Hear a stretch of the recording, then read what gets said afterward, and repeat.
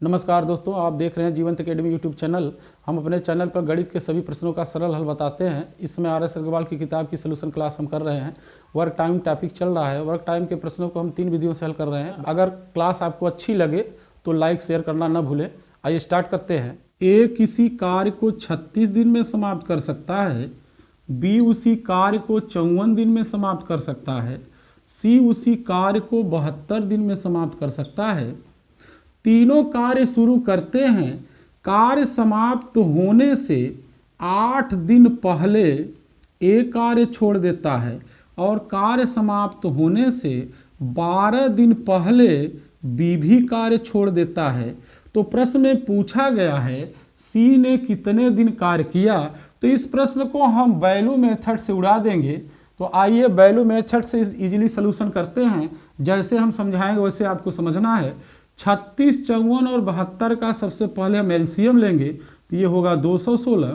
कार्य हम 216 समझेंगे। अब ए, बी और सी के कार्य का अनुपात बनाएंगे। तो 36 से हम 216 में भाग करेंगे, 6 कार्य ए का होगा। 54 से 216 में भाग करेंगे तो 4 कार्य बी का होगा। 72 से 216 में भाग करेंगे तो 3 कार्य सी का होगा। अब ए ने 8 दिन पहले कार्य छोड़ा था तो 8 से गुणा कर देंगे, 8 6 48 कार्य छोड़ा था। आगे बढ़ते हैं। बी ने 12 दिन पहले कार्य छोड़ा था तो 12 से गुणा कर देंगे तो 12 चौक 48 कार्य इसने भी छोड़ा था। दोनों ने टोटल 48 48 96 कार्य छोड़ा था। अब कार्य का कुल समय अगर हमें निकालना है तो 216 कार्य जो हमने एलसीएम से लिया था, इसमें ये जो कार्य इन्होंने छोड़ा है और बी ने, इसको ऐड कर लेंगे। 216 में हम 96 को ऐड कर लेंगे। इसके बाद तीनों की दर से हम भाग करेंगे तो 6 4 10 3 13 कार्य से भाग करेंगे। तो इस प्रकार से कार्य का हमें कुल समय मालूम हो जाएगा। याद रखना है, कार्य का कुल समय हम 216 में जो कार्य बी ने छोड़ा इसे जोड़ लेंगे और तीनों की दर से भाग करेंगे तो हमें कार्य का कुल समय मालूम हो जाएगा। 216 में 96 जोड़ लेते हैं तो ये हो जाएगा 312 बटे 13। डिवीजन कर देंगे तो 13 दूना 26 और 13 चौका 52। इस प्रकार से कुल कार्य 24 दिन में समाप्त होगा। चूंकि प्रश्न पूछा गया है सी ने कितने दिन कार्य किया, तो यहाँ ध्यान ये देना है कि ये कार्य छोड़ दिया था, बी कार्य छोड़ दिया था, लेकिन सी ने शुरू से लास्ट तक काम किया। तो कार्य जितने दिन चला उतने दिन सी ने कार्य किया। तो इस प्रकार से हम लिख देंगे सी ने 24 दिन कार्य किया। अगर प्रश्न में पूछा जाता है ए ने कितने दिन कार्य किया, तो 24 में से 8 दिन पहले उसने कार्य छोड़ा था, 8 दिन घटा देते तो इस प्रकार से ये 16 दिन काम करता। अगर प्रश्न में पूछा जाता बी ने कितने दिन काम किया, तो टोटल कार्य 24 दिन में समाप्त हुआ, तो उसमें से हम 12 घटा देते तो बी 12 दिन कार्य किया। तो इस प्रकार से ये प्रश्न बन सकते हैं। आइए आगे चलते हैं। ए प्लस बी किसी कार्य को 12 दिन में कर सकते हैं, बी प्लस सी उसी कार्य को 16 दिन में कर सकते हैं। ए ने 5 दिन कार्य किया, बी ने 7 दिन कार्य किया। इसके पश्चात सी ने शेष कार्य अगले 13 दिन में समाप्त कर दिया। प्रश्न में पूछा गया है सी अकेले पूरा कार्य कितने दिन में समाप्त कर देगा। तो आइए इस प्रश्न को उड़ा देंगे। आपको समझना है वैल्यू मेथड से इसको हम लगाएंगे। जैसे समझाएंगे वैसे समझना है। तो 12 और 16 जो कार्य के पूरे समय यहाँ दिए गए हैं, ए प्लस बी 12 दिन में कर सकता है, बी प्लस सी 16 दिन में कर सकता है। तो 12 और 16 का हम एलसीएम लेंगे, 48 कार्य। अब ए प्लस बी और बी प्लस सी के कार्य को हम लिखेंगे। ए प्लस बी और बी प्लस सी के कार्यों को लिखते हैं तो 12 चौक 48, ए प्लस बी का 4 कार्य हो जाएगा और 16 3 48, बी प्लस सी का 3 कार्य हो जाएगा। इस प्रकार से प्रश्न में पता चल रहा है कि ए बी का जोड़ा जब भी कार्य पे आएगा तो 4 कार्य करेगा और बी सी का जोड़ा जब भी कार्य पे आएगा तो 3 कार्य करेगा। टोटल कार्य 48 है।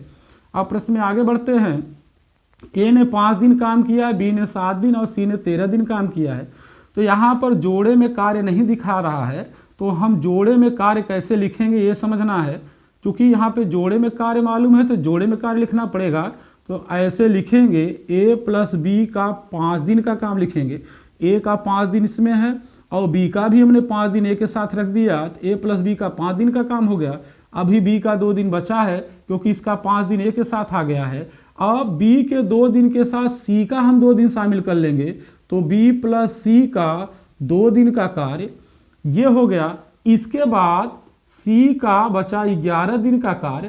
तो इस प्रकार से पूरा कार्य समाप्त हुआ है। यहाँ पर अगर ऐसे हम लिख देंगे तो a 5 दिन काम किया है, b यहाँ 5 दिन और 2 दिन 7 दिन काम किया है, और c ने यहाँ 2 दिन और 11 दिन कुल 13 दिन काम किया है। तो इस प्रकार से इस प्रश्न को मैनेज कर लेंगे। अब हम क्या करेंगे आपको समझना है। a प्लस बी का 5 दिन का काम लिखेंगे, 5 चौक 20 कार्य a प्लस बी ने किया, यहाँ 5 का 4 में गुणा कर देंगे। और b प्लस सी का अगर हम कार्य लिखेंगे तो b प्लस सी 3 कार्य करते हैं, तो 2 दिन में इन्होंने 6 कार्य किया। इस प्रकार से 20 6 26 कार्य हो चुका था a प्लस बी और b प्लस सी के द्वारा। अब 26 कार्य 48 में से घटा लेंगे तो c का 11 दिन का काम मिल जाएगा। तो c का 11 दिन का काम कितना होगा, आइए घटाते हैं। तो 8 में से 6 गया 2 और 4 में से 2 गया 2, तो c का 11 दिन का काम अगर हम लिख रहे हैं तो 22 काम हो रहा है। तो c की 1 दिन का काम हो जाएगा, 11 से भाग कर देंगे 2 काम। तो c डेली प्रतिदिन 2 काम कर रहा है। यहां से c का 1 दिन का काम लिखेंगे, c का 1 दिन का काम लिखेंगे तो 11 से इधर डिवीजन कर देंगे तो 2 काम हो जाएगा। तो c प्रतिदिन 2 काम करता है। अब c को टोटल 48 काम करना है, तो c का टोटल समय में लिखना है, तो 48 में हम उसकी दर मिल गई 2 भाग कर देंगे तो c पूरा काम 24 दिन में समाप्त कर लेगा। तो इस प्रकार से इस प्रश्न का सलूशन कर सकते हैं। a किसी कार्य को 16 दिन में समाप्त कर सकता है, b उसी कार्य को 12 दिन में समाप्त कर सकता है। a से आरंभ करके यदि दोनों बारी बारी से कार्य करें तो कार्य कितने दिनों में समाप्त हो जाएगा। इस प्रश्न को हम वैल्यू मेथड से आसानी से हल कर सकते हैं। तो आइए इसको उड़ाते हैं। 16 और 12 का एलसीएम हम लेंगे तो 48 होगा। अब a और b के कार्य का अनुपात बनाएंगे, 16 तियां 48, 12 चौक 48। जैसे समझाएंगे वैसे समझना है। अब a ने कार्य शुरू किया है तो पहले दिन a आएगा 3 काम करेगा, अगले दिन दूसरे दिन b आएगा 4 काम करेगा। चूंकि दोनों बारी बारी से आ रहे हैं तो 2 दिन में दोनों जो काम करेंगे वो 7 काम करेंगे, अर्थात एक साइकिल जो है 7 काम और 2 दिन की बनेगी। एक साइकिल जब दोनों काम पर मिलेंगे तो एक साइकिल बनेगी, और एक साइकिल 7 काम और 2 दिन की बनी है, तो 7 काम की कितनी साइकिल बनेगी इस 48 काम में पूरी साइकिल हम निकालेंगे तो 7 का पहाड़ा पड़ेंगे। 48 से ज़्यादा नहीं होना चाहिए, उससे कम या बराबर होना चाहिए, एकदम नज़दीकी मान लेंगे। तो 7 छक 42, तो इस प्रकार से 6 साइकिल 7 काम की बनेगी तो 42 काम हो जाएगा। 7 छक 42, 6 दूना 12 दिन में।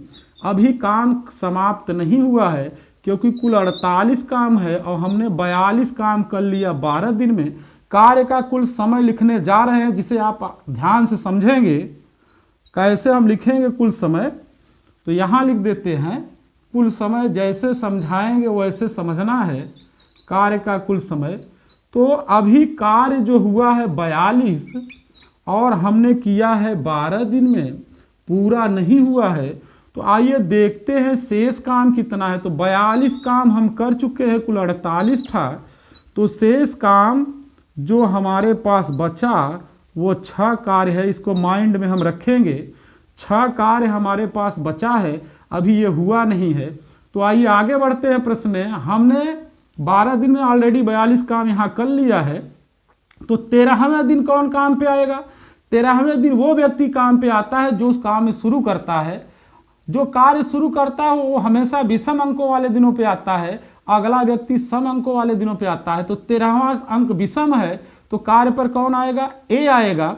अब हमारे पास बचा कितना काम है, 6 काम है।